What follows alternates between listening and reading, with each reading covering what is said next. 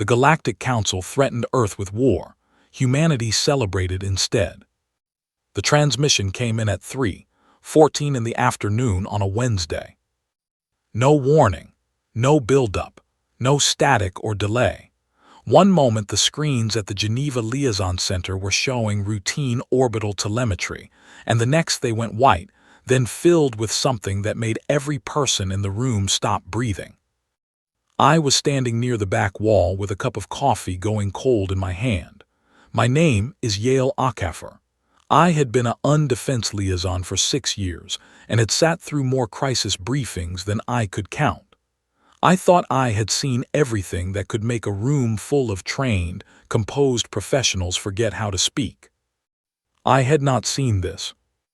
The holographic feed that replaced our screens showed a chamber so large that our entire liaison center could have fit inside one corner of it. The ceiling was so high it was lost in haze.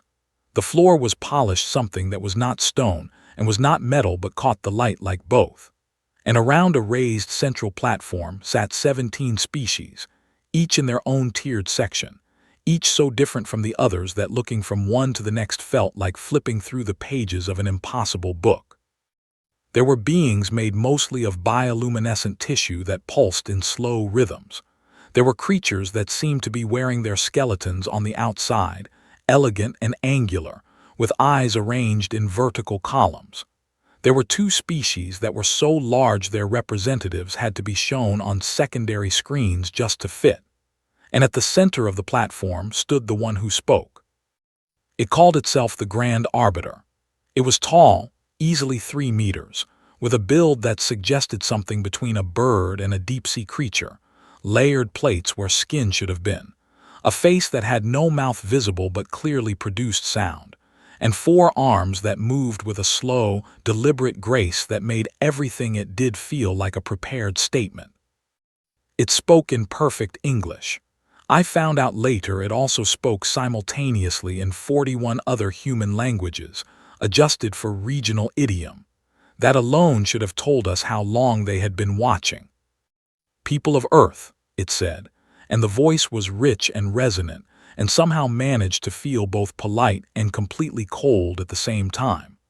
"You are being formally addressed by the Galactic Council, governing authority of 37 recognized civilizations across this region of the galaxy. This address constitutes an official notice of violation." I set my coffee down. Someone near me whispered something I did not catch. Nobody moved to interrupt or cut the feed. The Grand Arbiter listed 3 charges. The first, humanity had established permanent settlements in 4 star systems that the Galactic Council had designated as protected development zones under Expansion Code 7, subsection 9. We had apparently filed no permits, requested no approvals, and sent no acknowledgement of the codes whatsoever. The Arbiter described this as willful disregard. The second, humanity had shown no effort to regulate population growth in line with galactic sustainability guidelines, and had instead expanded its numbers and its territory simultaneously, at a pace the Council had flagged as, and I am recounting this precisely, a pattern consistent with unchecked biological aggression. The third charge was the one that made 2 of my colleagues quietly start laughing, which they immediately had to suppress. Humanity had been broadcasting audio transmissions into deep space for over 200 years. Much of this was music. The Galactic Council's analysis of said music had led them to classify a substantial portion of it as, quote, signals of territorial dominance and potential psychological destabilization. They had done a formal threat assessment of our pop songs. The Grand Arbiter then delivered the ultimatum. Humanity had 72 hours to formally acknowledge all charges, agree to surrender governance of the 4 colonized systems, accept a council-appointed overseer for a period of not less than 100 years, and begin negotiations to limit future expansion. Failure to comply would result in the dispatch of a council correction force, which would achieve compliance through, and again, I am using their exact words, necessary and proportionate intervention. The feed ended. The screens returned to telemetry. For about 4 seconds, the room was absolutely silent. Then someone's phone buzzed. Then 3 more. Then the room's general alert terminal lit up, and I could see from across the room that it was showing social media activity spiking at a rate our system had never logged before. My attaché, a Valurian diplomat named Sethrix, had been standing beside me for the entire transmission. Sethrix was one of the few council-affiliated beings who had been living among humans as part of a cultural exchange program for 2 years. He was roughly humanoid, covered in fine iridescent scales that shifted color with his emotional state, and he had spent those 2 years methodically trying to understand us. He had attended football matches. He had tried 37 different types of noodle dish. He had watched, by his own count, over 400 hours of human documentary film. He grabbed my arm. His scales had gone from their normal soft blue to a color I could only describe as the shade of someone receiving very bad news. "Commander Akafer," he said quietly, "your people are not reacting." I looked at the room around me. He was right, but not in the way he meant. People were not panicking. They were pulling up their phones. One of the analysts near the window had her hand over her mouth, but not in fear. She was clearly trying not to laugh out loud. 2 of the junior communication staff were already typing rapidly, heads down, the universal posture of a person composing a message they cannot wait to send. The first meme appeared online 11 minutes after the transmission ended. Someone had taken a still image of the Grand Arbiter mid-speech and added a caption in large white letters. It spread to 40 million people in under an hour. By evening, the hashtag was trending in every country with internet access. Late-night broadcast shows were already writing their opening segments. A bar in Sydney had changed its sign to read, "Galactic War Party, bring your own snacks."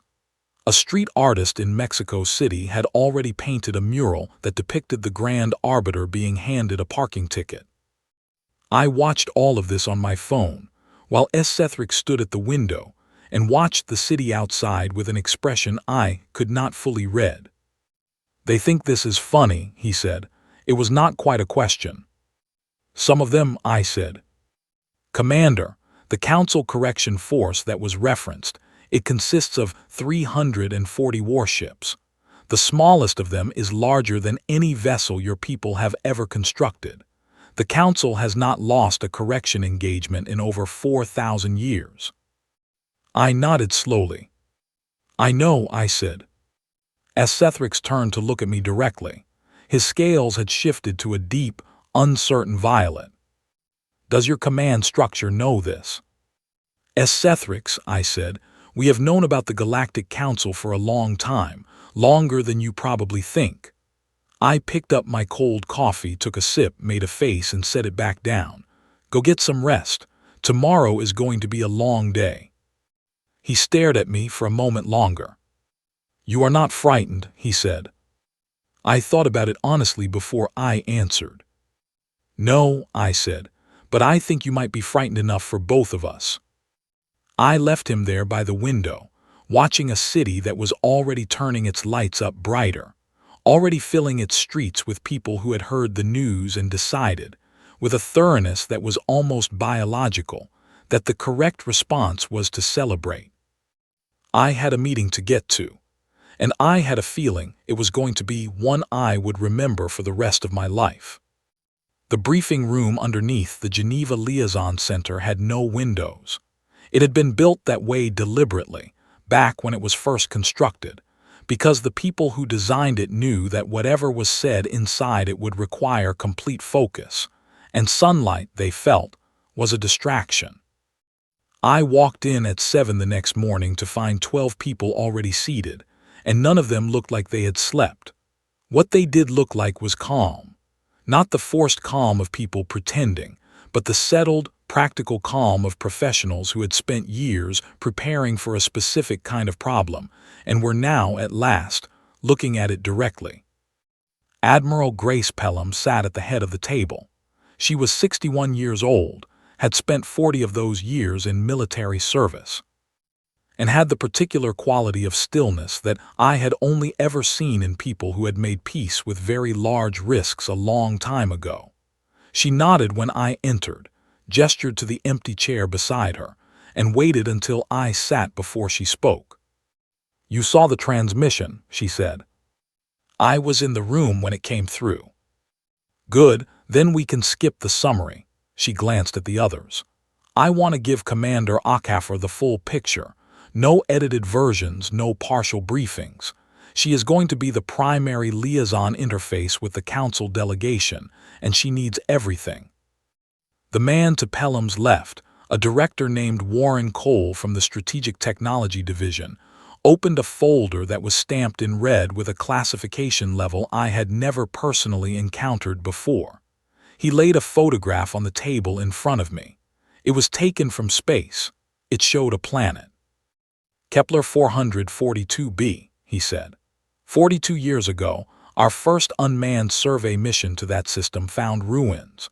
The ruins of a civilization that had achieved spaceflight, had built structures across 3 moons, and had, by our best estimate, been completely eliminated in a period of less than 8 months. We found the Council's administrative codes embedded in the geological debris. A cleanup operation."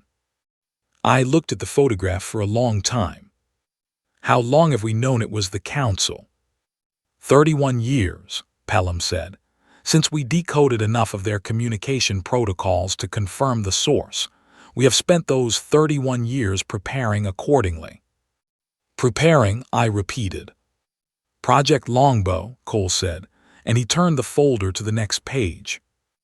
What followed was the longest hour of my professional life, and it was also, quietly, one of the most extraordinary.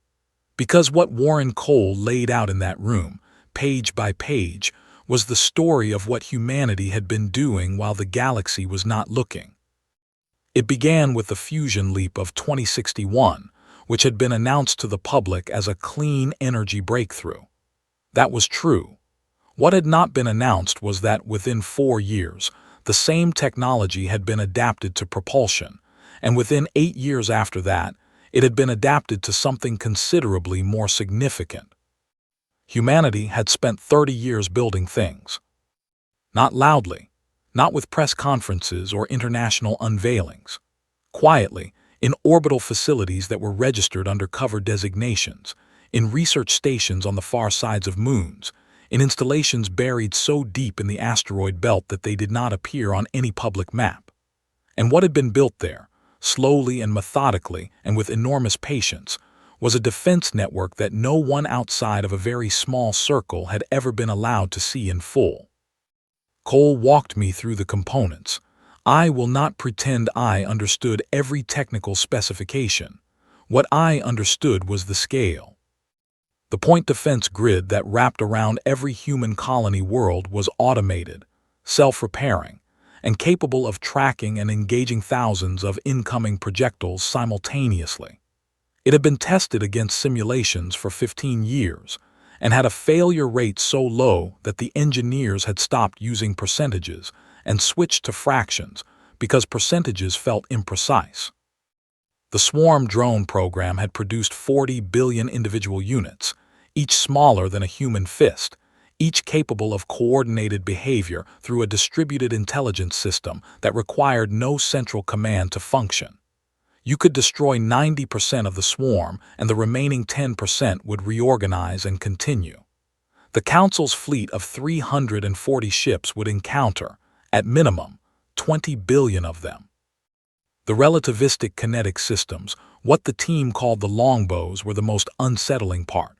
They were not dramatic. They were simply large objects, precisely aimed, accelerated to a significant fraction of light speed and released.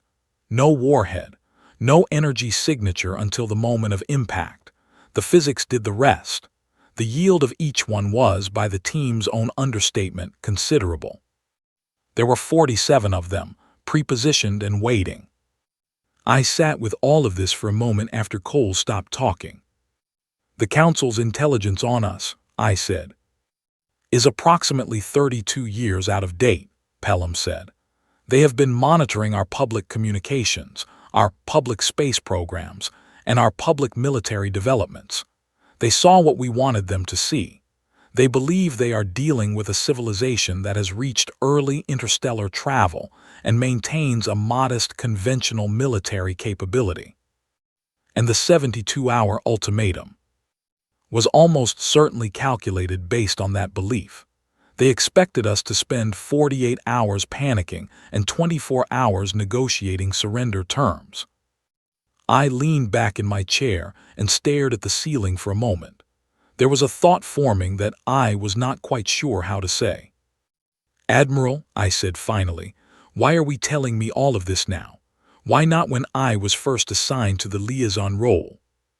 Pelham looked at me steadily. "Because we did not know if you would ever need it," she said. "And because some knowledge changes how a person moves through a room. We needed you to be genuinely uncertain for 2 years, so that the Council's observers, including Sethrix, would see someone who genuinely did not know the full picture." I thought about Sethrix standing at the window the night before, pale and shaking, watching a city celebrate. "He reported back to them," I said. "Every week," Cole confirmed. "His assessments of you have been valuable. He has described you as, and this is a direct quote from an intercepted report, unusually resilient for an uninformed officer, but fundamentally limited by her civilization's technological ceiling." I smiled at the table. "I would like to send him a gift basket," I said. Nobody laughed, but several people came close. I spent the rest of the briefing going through operational details, channel protocols, escalation procedures. By the time I walked out of that room, it was past noon, and the sun outside was very bright, and the city was already louder than the day before. On my way back to the surface level, I stopped at a newsstand near the elevator bank. The front page of every publication, physical and digital, was the same story. But the tone of the coverage was not what you would expect from a civilization that had just been threatened with military correction by an interstellar governing body. One headline read, "Council demands Earth surrender, Earth demands Council learn some manners." Another read, "72 hours to comply or else. We asked people on the street, and honestly they seem fine." One tabloid, and I will always treasure this, had simply printed the Grand Arbiter's photograph, and below it written, "Sir, we have been at war with ourselves for 10,000 years, and look how we turned out." I bought 3 copies of that one. I went to find Sethrix. He was in his assigned quarters, sitting at a desk, staring at a screen full of the same news coverage, his scales cycling through colors I had no names for. "Commander," he said when I came in, "I have been watching the response data. Your population's stress indicators are not rising." "No," I said, pulling up a chair. "They should be rising." "Probably. They are planning parties." "Many parties, yes." He turned to look at me. His scales settled on a deep, troubled green. "My people fear the Council," he said quietly. "Most civilizations in this region of the galaxy fear the Council. It is a rational response to observed capability. The Council has the largest fleet, the oldest institutional authority, and an unbroken record of compliance outcomes. Every species that has been issued a correction notice has complied. Every one." "I know," I said. "Then why," he said, with genuine searching confusion, "is your species ordering extra chairs for its street festivals?" I thought for a moment about how to answer that honestly. "Sethrix," I said, "do you know much about Earth's history?" "I have studied it extensively," he said. "It is deeply unusual. An extraordinary amount of self-directed conflict, environmental disruption, and near-extinction events, followed each time by recovery and expansion. It is, from a galactic behavioral standpoint, a very strange pattern." "Yes," I said, "and what that pattern produced over a very long time is a species that has already survived most of the things the universe can throw at it. Every person alive on Earth right now is descended from people who survived something that should have ended them. Floods, famines, plagues, wars that lasted decades. They survived all of it and they kept going. As Sethrix was quiet. Fear is not absent from our species, I said. But it is not the loudest voice in the room. Somewhere along the way, we learned to keep moving even when we were afraid. And eventually, for a lot of us, that became something closer to habit. He looked at the screen again. A live feed showed a square in Istanbul where several thousand people had gathered. Someone had set up speakers. There was music. "Commander," he said slowly, "I want to help. I want to send a message to the council. I want to tell them something before they make a decision they cannot take back." I looked at him carefully. "What would you tell them?" He was quiet for a long time. "I would tell them," he said finally, "that I have been living among these people for 2 years. I have eaten their food and watched their stories and listened to them talk about their history. And I have realized something that our intelligence reports do not capture." He paused. "These people are not afraid of you. And I do not think that is because they do not understand the threat. I think it is because they have already decided what they would do if the threat arrived, and they are comfortable with that decision." I nodded slowly. "Send the message," I said. "I will not stop you." He turned back to his screen and began to type. I watched him for a moment, then stood and walked back toward the door. Behind me, from the live feed, I could hear the music from Istanbul drifting through the speakers. It was something old, something that had been around for a long time. I recognized it. It was a song about not stopping, no matter what came. I took the stairs up to the surface, stepped out into the afternoon light, and pulled out my phone to check on the status of our orbital perimeter systems. Everything was green. I called my mother and told her I was fine. The 72 hours ended on a Friday afternoon, which struck me later as a perfectly human time for history to pivot. I was at my post in the forward monitoring station at the edge of the Sol system, a compact installation that sat in the outer dark beyond Neptune, close enough to deep space to feel the silence of it through the hull. The station had a crew of 14. I had arrived 30 hours before the deadline, along with orders, equipment, and a secure channel pre-configured to the Council's flagship frequency. My crew was, in the way of people who had been briefed fully and had arrived at their own conclusions, relaxed. Lieutenant Cora Field, my communications officer, had spent the first 6 hours after my arrival organizing a card game that eventually involved 11 of the 14 crew members. She had also, at some point, acquired a considerable amount of contraband dried mango from somewhere in her kit and was sharing it freely. Chief Engineer Danny Holt had fixed 3 non-critical system faults that had apparently been pending for weeks, then started reading a novel. He was the kind of engineer who got nervous when things were working correctly and expressed that nervousness through productivity. The other 12 were similarly occupied. There was no visible anxiety. There was, if anything, a focused, alert calm, like athletes in the hour before a competition they had trained for so long that they had almost stopped thinking of it as a competition and started thinking of it as an occasion. Sethrix was with me. He had asked to come and I had agreed. I wanted him to see what happened. More importantly, I wanted the council to know that he had seen it. At 2 hours before the deadline, the Secretary General, a composed and clearly well-rested man named Oliver Crane, appeared on every screen on Earth and on every human installation across the solar system and every colony world. He was seated at a plain desk. He had no dramatic backdrop. He spoke for approximately 45 seconds. He said that humanity had carefully considered the Galactic Council's demands. He said that humanity understood the Council's position and took seriously the responsibilities that came with being part of a larger galactic community. He said that humanity was prepared to engage in substantive, good-faith dialogue on questions of shared governance, environmental stewardship, and cultural exchange. He then said that humanity would not be surrendering its sovereignty, dismantling its defense capacity, or accepting any external overseer. He said it the way you might say you are not going to be taking a particular exit on the motorway.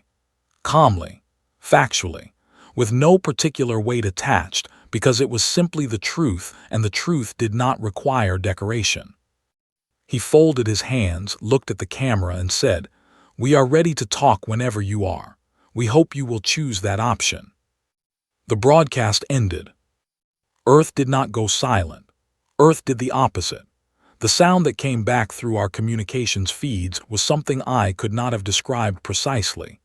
A kind of collective, enormous exhale that had music in it and voices in it, and the particular quality of a sound that a species makes when it has committed, finally and completely, to something.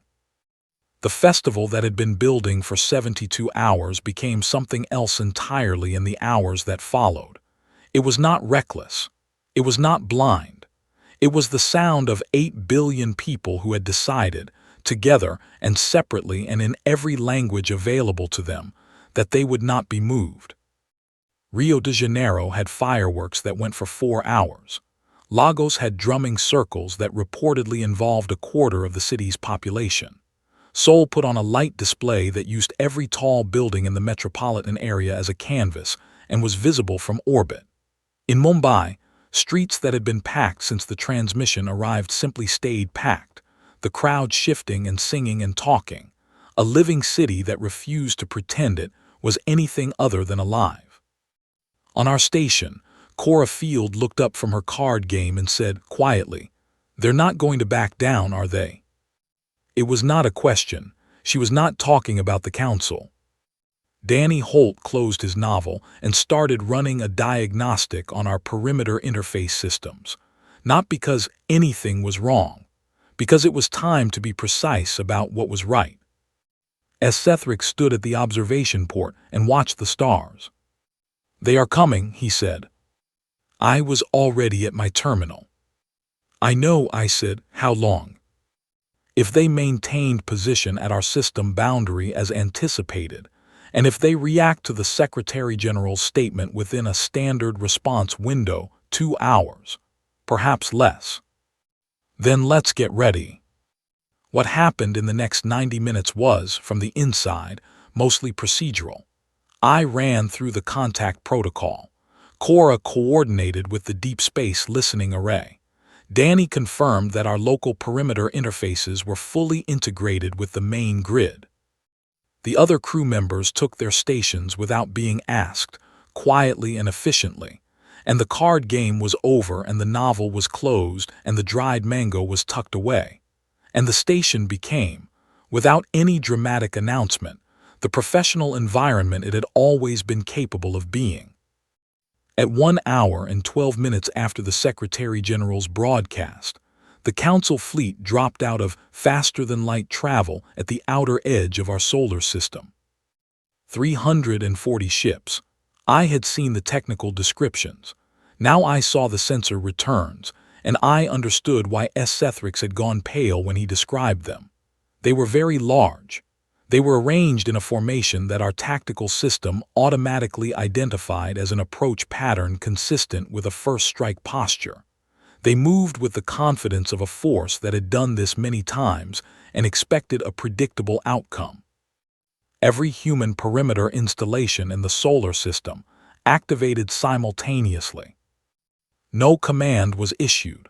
The grid was automated.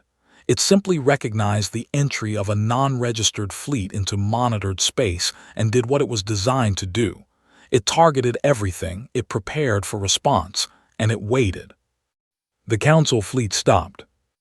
I watched the sensor returns carefully. The fleet had halted at approximately the position where our grid's outer response threshold began. Whether they had detected the targeting or simply run their own sensor sweep and found something that made them pause, I could not tell. But they stopped. As Sethric turned from the observation port. "They were not expecting this," he said. "No. They should not have been surprised. They should have," he stopped. They did not update their survey data. They were working from 30-year-old readings. Yes. He was quiet for a moment. They stopped, he said. They stopped, I confirmed. What happened next took 11 minutes. 11 minutes during which the Council fleet held position, during which our grid remained locked and ready, and during which, as I later found out, the following events also occurred simultaneously across human space. A live broadcast panel on a popular news channel featured a retired general who, when asked by the anchor if he was concerned about the fleet's arrival, laughed so hard he had to take a moment to compose himself before answering. A group of students at a university in Cape Town projected a scoreboard onto the administration building. It read, Humanity Council. The Humanity column had a 0. The Council column had a 0. One of them told a journalist later that they had figured the scoring would start any minute and they wanted to be ready. A children's science program that had been following the story for the past 3 days aired a segment where a presenter explained, in terms appropriate for 8-year-olds, why it was important to be kind even during disagreements. The segment ended with a craft project where children decorated paper planets. It was, by some measures, the most watched piece of media broadcast that day. My mother sent me a video of my nephew, who was 4 years old, marching around the living room wearing a colander on his head because he had decided he was a space soldier. She had written in the caption, "He says he is protecting you." I watched that video twice before I put my phone away and focused on what came next. I opened the channel to the Council flagship. The Grand Arbiter's face filled the screen. Even at this scale, through a display, it was an imposing presence. The layered plates, the arrangement of its features, the 4 arms positioned in what I had come to understand was its formal address posture. It looked at me. I was eating a sandwich. This was not a calculated choice. I had simply not eaten in several hours and Cora had put one on my terminal and I had picked it up without thinking. But I did not put it down when the channel opened. I took a deliberate moment, finished chewing, and looked at the screen. Grand Arbiter, I said. I am Commander Yale Ockafer of the United Nations Defense Liaison. I am authorized to speak on behalf of Earth and its affiliated territories. There was a pause, the Arbiter's equivalent of a blink. Commander, it said, you are holding food. I am, I said. It has been a long day. I apologize for the informality, you were saying. Another pause, longer this time. You have activated a defensive network of considerable scale, it said. We have. This network was not present in our assessment data. No, I said, it would not have been. We built it quietly. The targeting systems that are currently active across your solar perimeter are ready, I said. Yes, but they are currently set to hold. We would prefer to talk. I took another bite of the sandwich. Would you like to talk? What followed was 4 hours of the most carefully worded diplomatic exchange I had ever participated in. The Grand Arbiter did not concede anything, not formally, not in language, but it spoke. It asked questions. It requested clarification on technical specifications that our side answered precisely and completely, because we had nothing to hide, and the truth was more effective than any bluff we could have constructed. At one point, one of the Council's subordinate representatives, a species I later learned was called the Torathi, asked Sethrix, directly, what he had observed during his 2 years on Earth that was relevant to the current situation. As Sethrix looked at me, I nodded. He turned to the screen and spoke for 9 minutes. He described the football matches, the noodle dishes, the 400 hours of documentaries. He described a species that had survived everything it had ever encountered not by being impervious to suffering, but by refusing to accept suffering as a terminal condition. He described a people who threw parties before uncertain outcomes not because they were reckless, but because joy, for them, was a form of defiance, and defiance was a form of survival, and survival was the one thing they had never, in their entire long and difficult history, given up on. The Torathi representative did not respond for a long time. Then it said very quietly, "We did not know." "You did not ask," Sethrix said. The Council fleet did not fire. Over the next hours it held position. Then, without announcement, without a formal statement, it began, very slowly, to move. It was moving away. Cora Field, at her station, said nothing. She just reached over to the terminal beside her, where the scoreboard broadcast was still running on a secondary feed, and turned it so I could see it. The humanity column now had a 12 on it. The 12 automated units the Council had sent as their opening demonstration had been disabled, gently, by our outer perimeter grid before they had traveled a meaningful distance into our system. Non-lethal, targeted, precise. The Council column still had 0. I looked at it for a moment. Then I looked at the stars through the observation port, and at the fleet retreating through them, and at Sethrix standing with his scales cycling through colors I thought might be something close to relief. "Good," I said. Danny Holt reopened his novel. Cora started a new hand of cards. I finished my sandwich. 6 weeks later, I sat across a table from the Grand Arbiter for the second time, and this time we were both in chairs of equal height, in a station that humanity had built specifically for this purpose, in a location that both sides had agreed on. The station was called Beacon. It was not impressive. It was functional, clean, and designed entirely for the work of talking. No dramatic architecture, no symbolic gestures embedded in the structure. It was a place where people could sit down and have a conversation without the conversation being about the room they were sitting in. The Galactic Council had requested the meeting. That sentence did not look remarkable on paper, but the person who briefed me before I boarded the shuttle to Beacon had said those 7 words very carefully, with a pause before and after, because she wanted me to understand the full weight of them. In the 4,000-year recorded history of the Galactic Council, no correction enforcement proceeding had ever ended with the Council requesting a meeting. The correction subject complied or the correction force acted. Those were the 2 outcomes that existed. There was no third column. We had written a third column. I brought Sethrix with me. He had formally applied for asylum 6 days after the standoff, and the application had been approved in under 48 hours. He was not a Council representative anymore. He came as a witness, and as, I hoped, something like a bridge. The Council delegation was smaller than I expected. The Grand Arbiter, 2 Torathi representatives, and a species called the Venari, who were small and precise in their movements, and who had, I was told, been the Council members most actively in favor of a dialogue approach from the beginning. We sat down. No one performed any formal opening. The Grand Arbiter simply looked at me and said, "We would like to understand what it is that you want."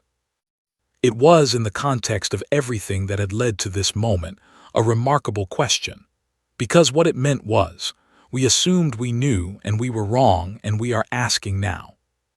"We would like to be good neighbors," I said. There was a pause.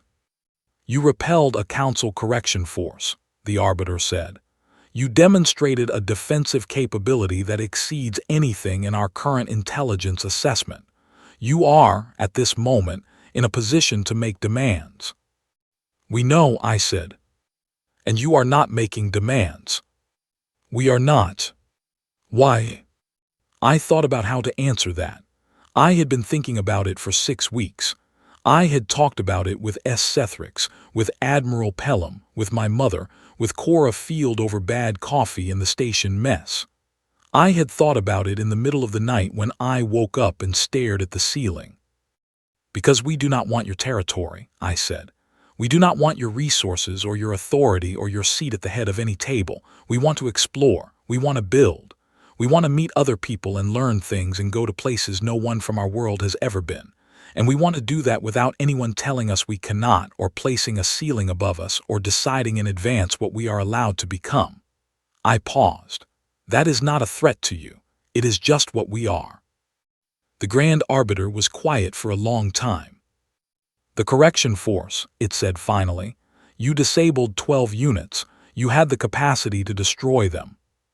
Yes. You chose not to. Yes. Why? Because they were not trying to harm us in that moment, I said. They were following orders from people who did not have accurate information. Destroying them would have accomplished nothing useful. Disabling them made a point. The point being that we could, I said, and that we chose something else. That is a different kind of message than pure capability. Pure capability says, we are stronger than you. Choosing restraint says, we are deciding how we want this to go. We wanted you to know that the decision was ours. The Grand Arbiter made a sound I did not have a word for. One of the Torathi representatives leaned and spoke quietly to the other. The Venari at the end of the table sat very still. You have made your point, the Arbiter said at last. Thank you, I said. The treaty we negotiated over the next 9 days was not complicated. It did not need to be. Open trade across recognized routes, shared research access on mutually agreed topics, a formal mutual defense clause that was more symbolic than practical, given the current capabilities on both sides, but which mattered because it was the first time the Council had ever signed such a document with a species it had previously classified for correction. And a provision, written in clear language, that recognized humanity's right to expand, to explore, and to settle uninhabited systems without prior Council approval, provided only that we followed a basic set of environmental standards that, when we read them, turned out to be things we were already doing. Sethrix served as a witness for both parties. When the document was signed, he stood between me and the Grand Arbiter and looked at the table for a moment before he looked up. I have one thing I would like to say, he told the room. Not as a diplomat and not as a representative of any party, as an individual who has spent 2 years among humans and has arrived at a personal conclusion. Nobody objected. I was afraid, he said. When the ultimatum was issued, I was afraid on your behalf. I thought I understood the situation, and the situation as I understood it was not favorable for Earth. I was wrong about the situation, but I was also wrong about something else. I thought that the absence of fear in the humans around me was a kind of ignorance, that they did not understand the danger. He paused. It is not ignorance. I know that now. It is something I do not have a word for in my language. They understand the danger completely, and they decide, individually and together, that the danger does not determine the outcome. They decide that they do. He looked at me. I think that is one of the most unusual things I have ever encountered. The Grand Arbiter looked at me as well. Is that accurate? It asked. I thought about my nephew in his colander helmet, marching around the living room. More or less, I said. After the signing, I walked down the corridor toward the docking bay and stood for a moment at a viewport. The stars outside were very still. They always were, of course, but there was something about looking at them in this particular moment that made them feel different from the way they had felt before. We had done something that the Galactic Council had never seen done. We had received a correction notice and not complied. We had met a correction force and not been destroyed. We had come to a table and not made demands. And now we had a treaty signed that opened the door to something the Council had been managing downward for 4,000 years. The possibility that more species might decide to say no. That more civilizations might look up at the authority that had placed itself above them and decide, calmly and practically, that they would like to negotiate the terms of their own existence. Within 72 hours of the treaty's signing, I received 17 contact requests from species that had never sent a message to Earth before. Most were brief. Most were formally worded. But they all said, in essence, the same thing. We saw what you did and we would like to talk. I forwarded all 17 to Admiral Pelham and Secretary General Crane with a note that said, "We may need a bigger table." Pelham's response came back in under a minute. It said, "Already ordered."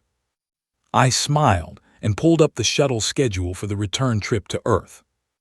Sethrix found me at the docking bay and sat down in the empty chair beside mine while we waited. "What happens now?" he asked. "Now we go home," I said. And then we keep going," I said. "That is generally what we do." He was quiet for a moment. His scales had settled for the first time since I had known him into a steady, warm amber, not the uncertain violet of before, not the pale of something frightened, something more like the color of a room where a window has just been opened. "I think," he said slowly, "that I would like to see more of it, the going, if that would be acceptable." I looked at him. "You want to come along?" "If the offer is available." I thought about it for approximately 1 second. "Sethrix," I said, "you have eaten 37 types of noodle dish and watched 400 hours of documentaries and lived through a potential interstellar war with better composure than most of my staff. I think you have earned it." He made the sound again, the one I had no word for. I was starting to think it might be what laughter sounded like in his species. We boarded the shuttle when it arrived and took our seats, and the docking bay sealed behind us, and the engines came online, and the stars outside the window shifted as we moved. I watched them go by for a while and thought about what Sethrix had called it, the going. The thing we did, continuously, regardless of what we encountered. The forward motion that was not heroism or recklessness or ignorance of consequences, but something more fundamental than any of those things. Something that had been building in our species for as long as we had existed. A refusal, written into every cell and every story and every celebration and every song we had ever broadcast into the dark, to accept a ceiling. They had threatened us with war, and we had thrown a party. Not because we did not take it seriously. Not because we were foolish or proud or unaware of how large the universe was and how small we were inside it. Because we had already decided, a long time ago, that the size of the universe was not a reason to stop. It was the reason to start. I fell asleep somewhere past the orbit of Saturn with my forehead against the viewport, and the stars moving past me in their slow and ancient way. And the last thing I thought before I slept was that my nephew in his colander helmet was going to grow up in a galaxy that was bigger and more open than it had been the week before. I thought that was a good thing to have helped make happen. I thought it was not bad work for a Wednesday.